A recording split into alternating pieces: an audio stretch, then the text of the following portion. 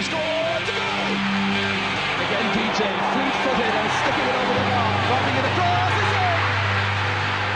I benefited massively as a manager from BJ Carey's brilliance.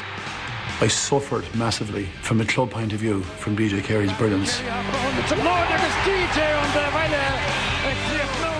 He was able to go from sort of neutral to supersonic in a space of 5 yards.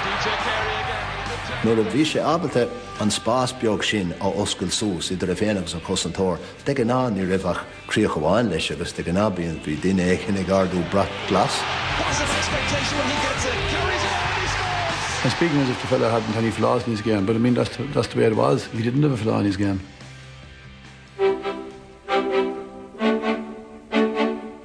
Chur DJ Carey bear fáis ar a chud scillannaí nádúfra in ollscoil na Homána Coláiste Chiaráin. We headed into Kieran's College, and of course Kieran's College was really the home of hurling, particularly in Kilkenny at that time. And whatever about school books and school work and homework, we really went to hurl. That was our first subject, was hurling. Is cinnte go mbeadh sé gimmar sinseir le Kilkenny fiúháin nuair a bhí seach 5 nó 7 blina déag díos, ní raibh tusaí den chaidáin sin le feiceáil in éanaid ceap mé an ó. You could say at that stage, you know, here's just a lovely, lovely hurler. And it'll be interesting to see where he goes. Chóise go páiscin chrócaí meán fómhaid 98 le minúí Kilkenny. A glufi canis na héireann in Laochra.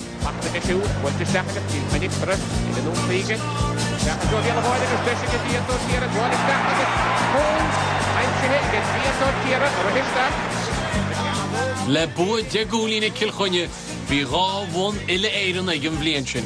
Coláistí agus minúr agus an hoslachtáin go mbeadh tochaí mar uimhe. Dimir sé amáint hinseir críomhad an géadúir in Aomháilí i glufi leachchanis láin an 19. Ní lá má bheitán go DJ ná go dibhinn go Kilkenny an éiread. Kilkenny had just been crowned league champions under Dermot Healy, and there was a lot of excitement coming from Kilkenny that this was going to be a big year for them. A very good move by Offaly to put Brian Whelan, young and fast and determined, on DJ Carey. Bhí DJ gimmert mar iver a 2 dhéag agus Brian Whelan ag gimmert mar iver a 5 agus bhí ard chaibhlinn teatra ag an am. In towards Pat Cleary. He'll have to kick this one over the bar. Pat Cleary. He kicks it into the net. Offaly were just outstanding that day. Brian Whelan, obviously, and myself, I was taken off after about 20-25 minutes. Simply wasn't DJ Carey's day. Bhí bua olmhór ag Iwáilí. Chríoch na Dermot Healy mar bhainisteoid agus an áid. Capú ír leich immertha. Ali Walsh. All Wexford in the semi-final, I kicked the goal that day that, you know, I ran a lot of steps. And it's for DJ Carey, racing through. Can he seal it for them? Still DJ Carey kicking. Oh, he's got a goal! Well, bíonn an buntáiste bhí aige, bhí sé chotapig san, beidir go raibh sé imethe cúpla cúis céimena go dtí gur hit siad leis an réitheoir beidir ba cearta míad hit seo go córa. I glufi canis na héireann bhí Kilkenny lena gúrsain Pebradárin. We actually played our best hurling on that day, where Tip were huge favourites to actually beat us, and just nip and tuck right up to the last puck of the game. Declan Ryan, back to Fox, and he's turned it over. Still a few seconds to be added on. Liam Welch, robbed, hot Fox, that may seal it now, magnificently, put over the bar. We were playing in front of, I think it was 60-odd thousand at that time, you know, half of which were Kilkenny people. So yeah, it was hugely, hugely disappointing. The rain teeming down here. Bheadh déisele Kilkenny an bhliain dar gían. An Laochra láf, lech agus cuifor. DJ Carey, always influential, tapping it nicely over the bar. We were very fortunate in the All-Ireland final of that day. It was a desperate wind and rain.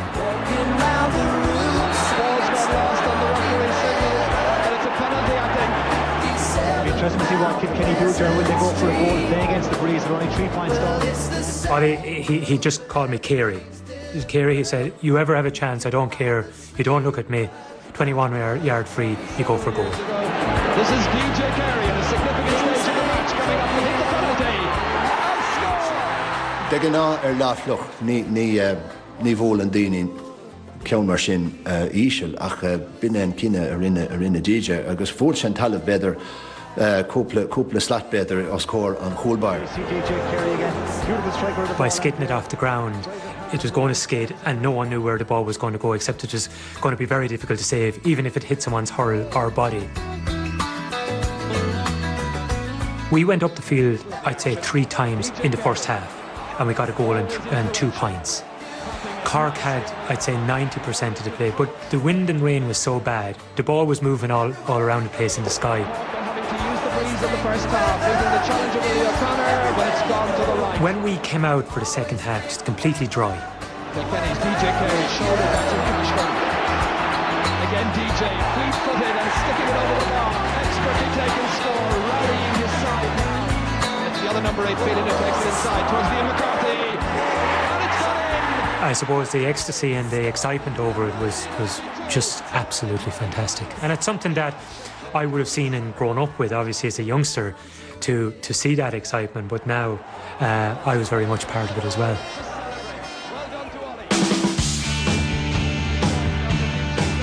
Is somí cúlín tucha daimse DJ go Kilkenny. Nach a ceann seo, I gunne eintrama 1993 4 ghar go bhfára lista. Gathering in around the house, sweeping across. I would love to have seen that ball go straight in, and I would probably put that, if it had, I would probably put that down as one of my better goals, certainly. Delaney looked up, passed it to him, he hit it first time, hit the crossbar, came back out to him, and was a great reflexes to put it into the back of the net again. Nothing you can do with that. Ard cool go jogus hasbáin sé do éon duine go háirithe daoine óga. Cé chu tábhachtach is atá sé ar an seanna chóirla sin do thuaile a chomáid ar an sliotar an tán go léir. Le bua chuig cúlín Gael sa lufi canis, bhí Laochra Wasa chélig DJ agus é Kilkenny. Ball in towards PJ Delaney to finish off this time. Ceapfa go raibh siad ábhairt a beidir chun ar a leiad ceann amháin eile bhóchant. Ceap is féin nach éon ar an ábhairt a iad a bhóchant I nach a cethir ach sin mar a tharlaíonn rudaí. Ach a lárna na chudí bhí Kilkenny níos loige ná mar ba ondúil. Agus is begahhaine ar amach sa grúiomh. The mantle generally fell to DJ then from there on, and you know, Wexford were coming strong, Offaly were still strong in Leinster. Díri Galán dus na fórna hánig sósan an éig isteach air agus bharcháil si dé anna íon go jo. Eisiom lár gon tréifse sin in amhaint Kilkenny a ba clufi canis lion na bliana 1992. Offaly just had one of those days that they weren't going to be beaten and put in a huge display. John Troy knocking it forward to himself. The ground stroke. That's a wonderful point. Here's Brian Wheelahan going for a rallying point to lift the troops once again. Lobbed inside towards Pat O'Connor against Pat Dwyer. That's a brilliant goal. Ba chosúil go gáileach Kilkenny le cur íireach nó a chábhail DJ iad ó náide sin. Striking for goal and getting it. You know, it just goes to show you could never take your eye off the man because his capability was to bury you at any stage. This is taken by DJ Carey. It's another goal here for him, surely. Snapped up delightfully. DJ Carey playing in his 24th championship match. I'll never forget his display in '97 against Galway. Bhí sé tar éis déanamh anmhaithí gcuine na Gaillimh sa cluiche sreathe a bhí atartha agus bhí sé marcáil an fear ceann céine hí sa nuair séile. Nigel Shaughnessy was giving me a roasting. I got a goal shortly before half-time. It was a good goal. Getting it into Michael Phelan. DJ Carey! Buzz of expectation when he gets it. Carries it on and he scores! But up to that, I was only shooting frees. I wasn't playing particularly well. The half-time break here at Semple Stadium. It's Galway 3-9, Kilkenny 1-6. We went in 7 or 8 or 9 points down at half-time, And we came out in the second half, and look, everything went completely right for Kilkenny on that day. A game that Galway would appear to have, been in command of, and he just exploded into life, and he terrorised Galway that day. DJ's after him, fast getting it away from Roger Shaughnessy. Shaughnessy trying to close him down still. DJ getting away from his man, and he puts it over the bar. This is a brilliant spell for Kilkenny. DJ's in there waiting. A goal! All of a sudden, just 2 points between them. This man is back in business. DJ's got 2-5. Time to jump for joy again.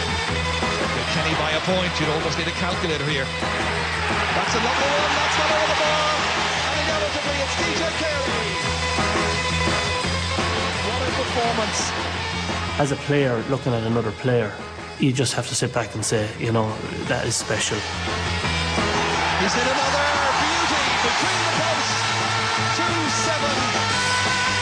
That man has inspired Kilkenny. That man probably single-handedly has been Galway's downfall today. From the point of view of an individual display, where one person had such a phenomenal influence in the game, that they would stand out, surely. He's absolutely delighted. Well, he might be. That's PJ Delaney goes down to DJ Carey. Getting away from Gael. Still DJ. That's what they've needed. Anon sár chól elewai, níor bhleora in aon chláid. Dhéanach DJ cinne coppla mína sin a chrathach pobl na héireann. DJ Carey getting away from... By DJ Carey an réalt na bhúin éireann ag tús 1998. I feabhar na bliana sin, runne sé cinne a chud altocht agus iontas bhaintear Kilkenny, agus go dibhinn a tír fad. I started my own company in 1993. I was putting a huge amount into hurling. I was travelling all over the country presenting medals, and yet I was getting this massive stick within my own county for not winning Leinster titles. And I was saying, well, I kind of have enough of it at this stage, and I suppose it was on the spur of the moment, and it's like everything else. A journalist gets a story, you're rung at the wrong time, and all of a sudden, yes, you're saying, yeah, that's true.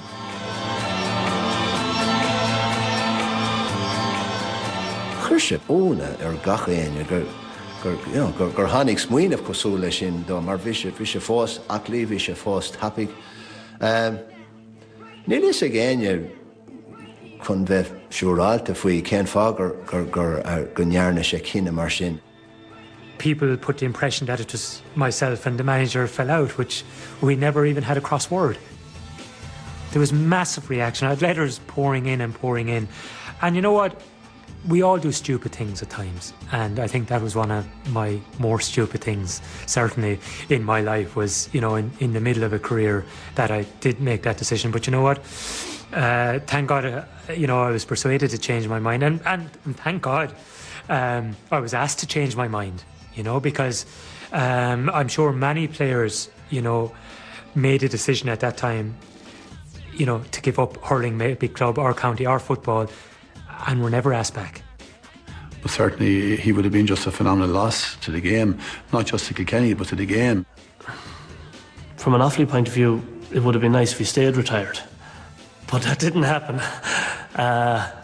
Well, absolutely gobsmacked, and I suppose as a hurling person, delighted that he did change his mind and did come back. Beidir go AFL Brian, ar a glufi Canish Lion, bhá DJ Rá Foxir.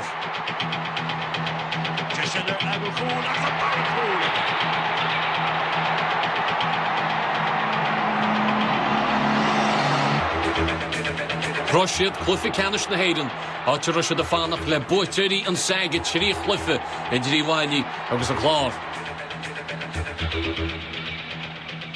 If we were rooting for anyone to play, we were rooting for Offaly. Because I think we felt we would have had a much better chance. I think, Clare were very strong at that time. And I also think that most teams will, whether it's club or county, will always be looking for the lesser known team to play in the next match. And there's no point in anyone saying we don't care who we play. You're always looking for a team who you think are not as good as the other. Ashley in here towards Eredy, the man who got the goal earlier on, coming forward again, missing it this time. Ní mar a híl tir a bítir mar sin hain. Agus bhainní bhailí díaltas amach ar chlufi Canis Lion. In sin, capú banisteoir nó, Brian Cody. From a point of view of man management, he was very good. Now, I always remember him coming to me and he was saying, look, we have Henry and he's a young guy and we'd love to give him a bit of confidence, and would I mind if he hit the freeze? I said, Brian, I'm absolutely delighted. Never liked hitting the freeze anyway. I was always forced to hitting freeze, and if there's a guy who can take over from me, hitting freeze, I would be too delighted. Sa glúfiile cheanna sinníideag lechaní, cinnte cúl duchreite ag DJ, a mua, a chundan chláin.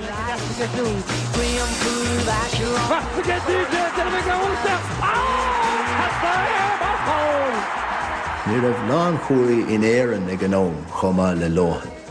Agus éon duine a bhí ábalta ar an géadál sios bre ar an slitter, san éir, agus an sin teach den nús, agus dul haris, agus an sin an cúil a scóráil. Tá lá mór éibre déanta go nó éiríonn leat é sin dhéanamh ceapan. Get on now, Hanfeen! Shansick DJ O'Keara! Havadala Charlie MacArthur! Agus tá Kilkenny!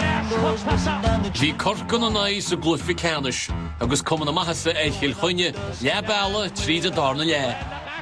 You know, with maybe 15, 16 minutes to go, we looked to be in a reasonably good position. Maybe we had a lead about 4 points, and they came back and they picked us off point by point. Oh, right it in! We had a very wet day in 92, we had a very wet day in 99. It went for us in 92 against Cork, it went against us in 99. Rinne sé obair na gapal an lá ceann cén. Agus bhí sé réag chun é sin dhéanamh, agus sin é rud nach nearan na lán daoine faoi. Bhíonn siad a súil leis na scóir na spéachlíochta mar deirta, na flashy scores ó ag an tom go léir, ach rinne sé dhíthile ar san na Led Zeppelin lá cén ar Eric Don Craig a bhreith leo. Agus táí ar fórin ó DJ O'Keara. Blian na mílíse, clufi Canis eile, agus Tanas, asan ná I Kilkenny. Huge pressure. Like we were going for the dreaded 3 in a row of losses. By Pat Fleury bhí Ganas Harry Váilí. Tá sé anna dhechar pleanana a chuirí gríocht nuair a bhíonn tú a déileáil le lead cumá le DJ, agus fuair sé cúil lua go leor sa cluiche. Agus tá Shansick seo ag DJ! Agus sin goal! Bhí luach I bhd níos fearr ná trí cholíní ar cúil mar sin, agus nuair a fuair sé iad an cabhar agus an spreige a thug an scóir sin do Kilkenny.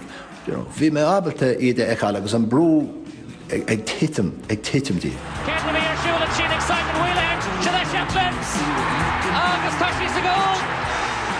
You know, people had been saying, like, that DJ maybe hadn't delivered in our Ireland finals. I never went along with that in the slightest. And here he was, leading the way. DJ Carey. A Boston. Hannig an count san amach go DJ bhí sé muthir an glíán agus deirig leis brethir an slitter agus an sin sciúr sé agus hit sé an talamh agus cé go raibh cosantóir ag teachtas seach beidir contactla chuir seach ar bhí sé ábalta éiríad an talamh agus spás dhéanamh do féin. Hits DJ in a hood of Donisha. Agus Shillier of the Things were going so well for Kilkenny. I think if I was blindfolded at that time, I would have scored.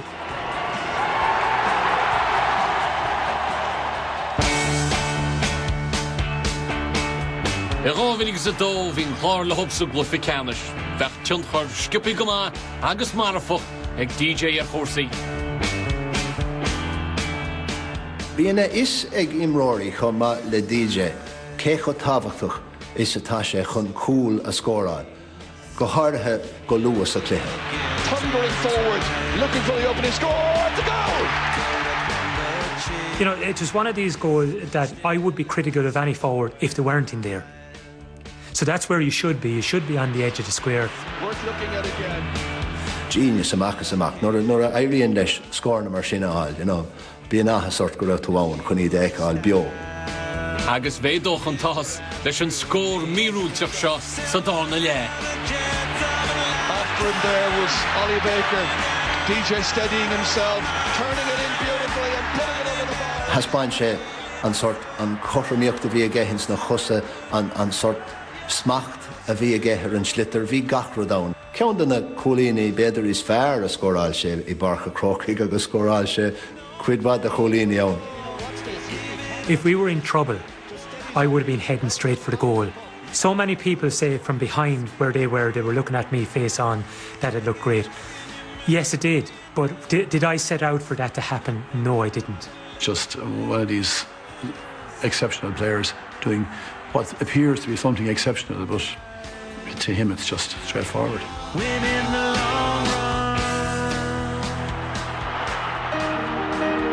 Rábhillig sa trí by DJ Carey Kilkenny ríist, agus iad hóid an darn na bua as a chéile don géadúid le demlíana. Runs on to Henry Shepard. Kilkenny have a man over.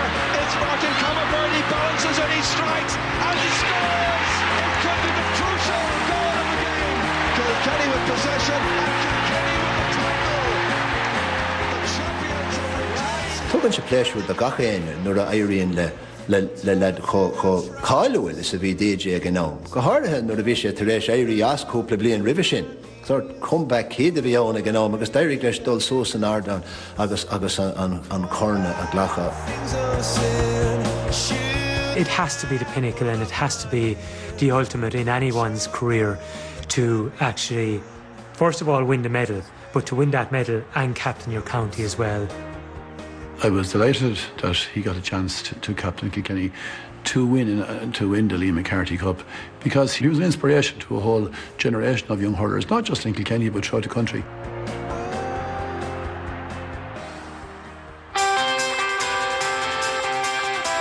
An bhliain dar gíon bhín tríú créomhwahab ach lisearb an chorca atá Harbh bródú les DJ chuneal fála chláir na scóil.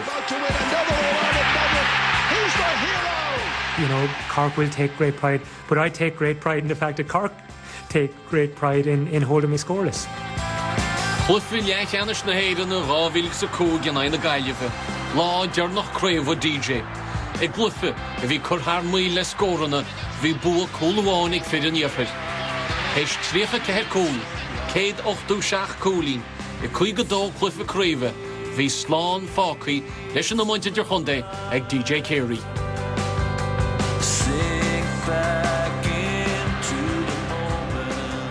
The one record that I'm very, very, very proud of, is I've never been booked or sent off in a game. Níor haithinn sé le cosantóra bheith dul amach ag marcáil DJ.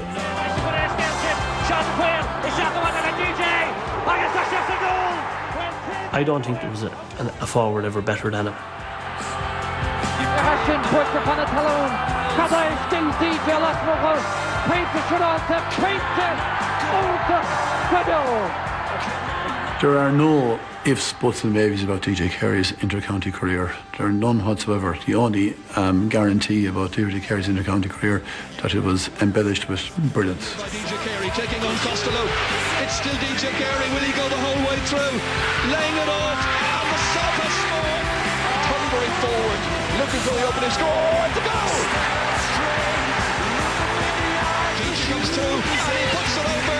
And Kilkenny now surely are in the All-Ireland final. Every second of every minute of every hour was absolutely worth it.